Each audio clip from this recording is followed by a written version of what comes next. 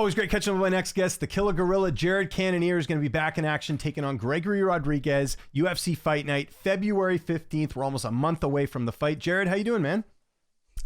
I've been good, James. We're good. Like I said earlier, business as usual, just training and trying to stay healthy and stay busy. Take me through sort of how this fight came together.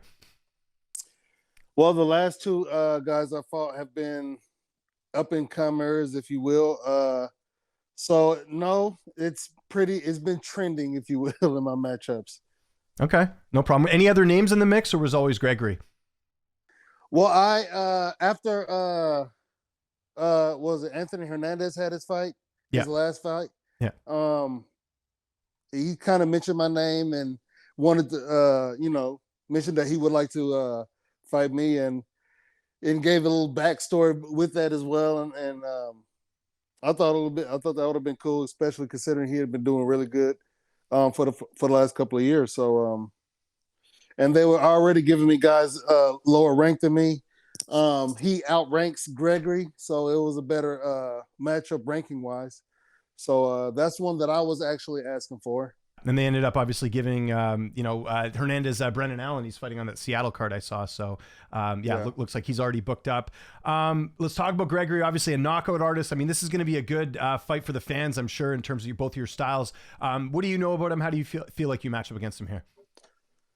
A big heavy hitter, world class grappling. That hasn't been shown because of his success with his striking. He gets into some bangers with some bangers, with some bangers at middleweight, So he's not afraid to get in there and throw down. He's taken some good shots, some clean shots, and he's kept marching forward, kind of like an ode to his name. RoboCop would just take the shots and keep marching forward, and just like RoboCop, he's firing his shots at the same time. 2 and 3 shots are tend to be coming back. Yeah. No. But yeah. And he's got a really good camp behind him. He's been at Kill Cliff for a couple of years, so got a really good camp behind him. Let's talk about your camp over at the lab. Who have been some of the main guys helping you get ready and preparing you for this fight? The team, as usual, everybody on the MMA Lab team. The 85ers has grown exponentially in the last couple of years, but some of the mainstays have been Eric McConaughey, Alec Lorenz, Dwight Grant. Dwight Julian. Grant's with you guys? That's cool. I didn't know that. Dwight's a great guy, man. That must be nice to have him in the room. No, it's really good to have him.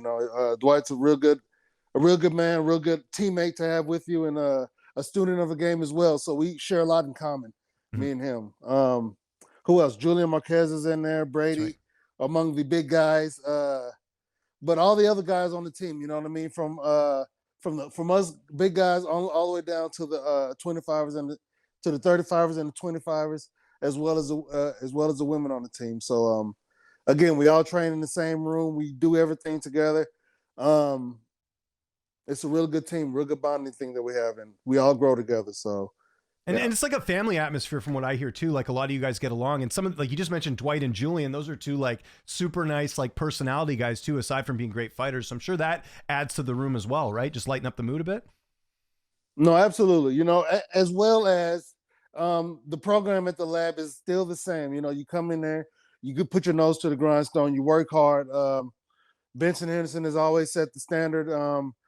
Coach has always maintained that, has always maintained and pushed us to meet that and excel past that, as well as the teammates. We always are looking to grow ourselves and looking to grow each other. So, very good bonded atmosphere, family atmosphere.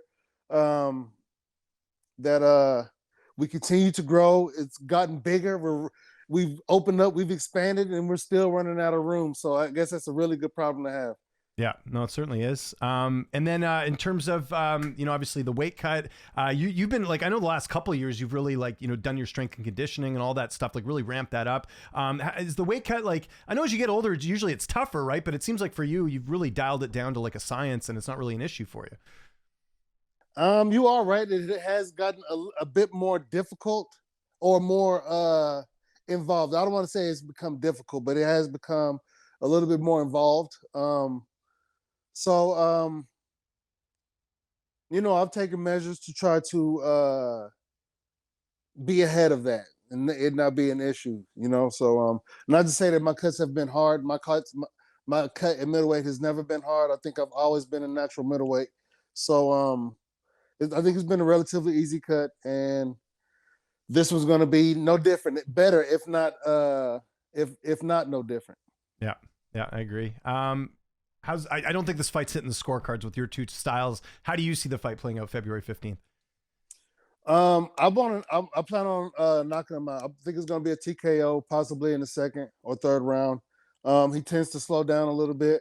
I'm working really hard on my cardio for that not to be an issue. I plan on not taking any damage. I plan on not being hard to hit and scoring and hitting him as many times as possible. So I'm always hoping for the best. My last two fights hadn't gone that way, but I'm always hoping for the best. I'm always working and training to improve and to bring the best that's in my mind into reality. Yeah. No, well said. We got a big fight this Saturday, Islam and Arman for the lightweight titles. Just curious your thoughts on that fight. I know it's not your division, but pretty big fight to start off the pay-per-view calendar portion of the year for the UFC. Well, the first fight was pretty close. I think a lot of people thought Arman won the first fight, right? No, I think it was pretty decisive for Islam, but it was close. Like it was close, but I don't think people thought Arman won. It was just okay. Yeah, that it was more competitive than most people. Yeah, more competitive would be better. Yeah, yeah, sure. Yeah. So, but with that being said, I don't know. It's hard, that's a tough one. I think Islam is the bigger guy. He's a bigger grappler. Mm-hmm. I think that could weigh heavy in the later rounds for sure for a grappling heavy style such as Arman. I think Islam has shown that he can also stand and bang and strike and be effective in that realm as well. So I think it's going to be tough for Arman, but I'm sure he's up for the challenge. There's no question that he's up for the challenge. So it's going to be a good fight to watch. Yeah, no, I'm looking forward to that one. Got to ask you, because you fought both guys. We've got Israel Adesanya and Nassourdine Imavov fighting each other. Who do you think wins that fight? Because you've been in there with both of them. I think Israel can score more on this shot. Score more in that bout. Mm-hmm. I think he has more tools at his disposal, and he's more seasoned in the execution of said tools, if you will. So as long as he keeps his composure and doesn't allow Imavov to get a good footing, I think Israel can score a good victory in there. And I got to ask just one more. I got to ask you about, obviously, because it's the title fight. We get the rematch between Dricus du Plessis and Sean Strickland. Do you think DDP will retain his title, or do you think Strickland will get his number this time? Because the first fight was close. That was last January, that fight. Yeah, the first one was close. I think I see Sean coming back with a bit more fire in his belly.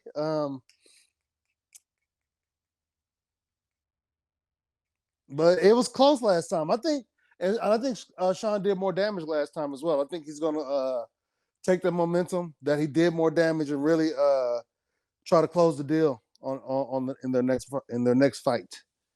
Do you think that'll be enough to get the win for him? Do you think? Well, yeah, I would say so. Okay. If he catches du Plessis off balance, maybe rushing in, catching with a nice stiff jab or counter slip jab or slip, whatever, you know how he does his thing. Puts him on his heels with his teeps and stuff, and keeps the pressure on. I think Sean can get it done. Do you think Khamzat Chimaev fights the winner? He had a really good win over Robert Whittaker. I'm sure you saw that, where he submitted Whittaker in the first round. First submission loss for Whittaker in the UFC. Yeah. I think the UFC has been waiting to give this man a title shot. So absolutely, I feel like he's going to get the next one. And do you think he can beat the winner of DDP Strickland? He definitely.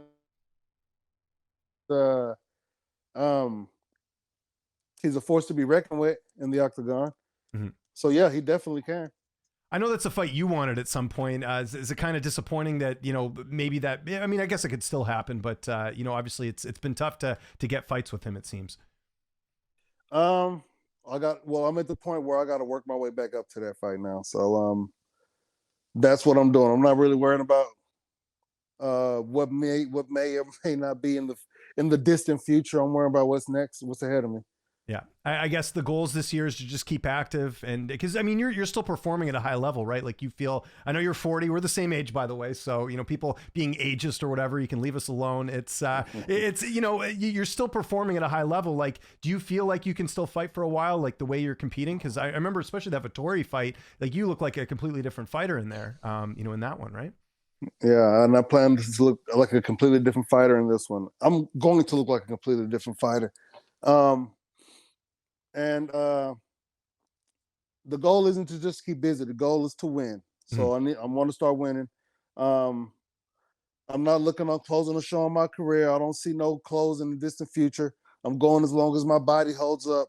I'm fighting all because I'm a martial artist. I'm not doing this because it's my career. You know what I mean? It just so Yeah. happens to be the career of a martial artist. I love waking up, training. I love exercising. I love bettering myself. So yeah, as long as I have a contract with the UFC, I'm gonna do it. Before we go, how are your holidays? Did you get up to anything? Did you take any time? I know you have the fight coming up, but I'm sure you got to spend some time with the kids and everything, right?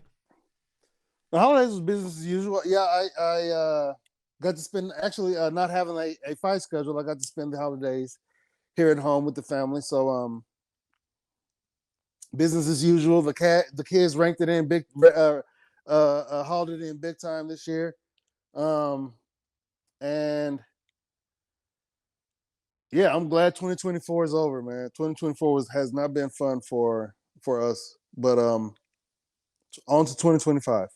Well said, Jared. And making time for interviews still. I appreciate it, man. If there's anyone you want to thank before we get out of here, any sponsors, any social media you want to mention, I'll give you the last word. Yeah.